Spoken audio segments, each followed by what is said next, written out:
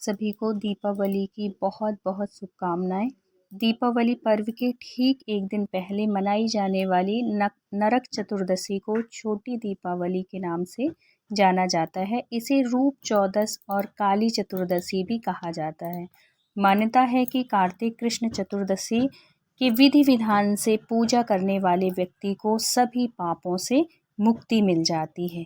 अब इसकी कथा भी है, नरक चतुर्दशी की कथा भी है कि ये क्यों नरक चतुर्दशी मनाई जाती है। तो इस रात दिए जलाने की प्रथा के संदर्भ में कई पौराणिक कथाएं और लोक मान्यताएं हैं।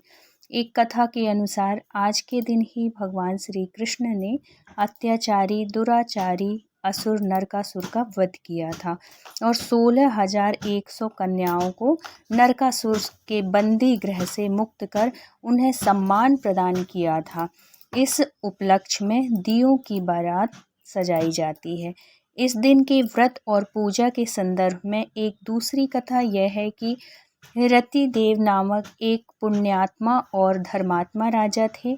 उन्होंने अनजाने में भी कोई पाप नहीं किया था, लेकिन जब मृत्यु का समय आया तो उनके समक्ष यमदूत आ खड़े हुए।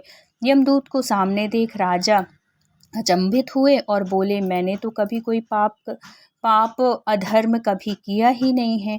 आप लोग मुझे लेने क्यों आए हो? क्योंकि आपके यहाँ आने का मतलब है कि मुझे नरक जाना होगा। आप मुझ पर कृपा करें और बताएं कि मेरे किस अपराध के कारण मुझे नरक जाना पड़ रहा है।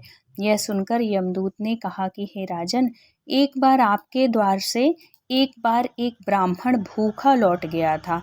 यह उसी पाप कर्म का फल है। इसके बाद राजा ने यमदूत से 1 वर्ष समय मांगा। तब यमदूतों ने राजा को 1 वर्ष की मोहलत दे दी। राजा अपनी परेशानी लेकर ऋषियों के पास पहुँचे और उन्हें अपनी सारी कहानी सुनाकर उनसे इस पाप से मुक्ति का क्या उपाय है पूछा। तब ऋषि ने उन्हें बताया कि कार्तिक मास की कृष्ण पक्ष की चतुर्दशी का व्रत करें और ब्राह्मणों को भोजन करवाकर उनके प्रति हुए अपराध के लिए क्षमा याचना करें।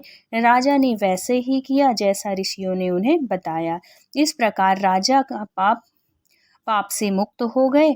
उन्हें विष्णु लोक की प्राप्ति हुई। उस दिन से पाप और नरक से मुक्ति हेतु भूलोक में मतलब पृथ्वी लोक में कार्तिक चतुर्दशी के दिन इस व्रत को किया जाता है और इससे पाप से मुक्ति मिलती है। और जो भी प्राणी नरक चतुर्दशी का व्रत करता है उसको सारे पापों से मुक्ति मिलती है और स्वर्ग लोक की प्राप्ति होती है।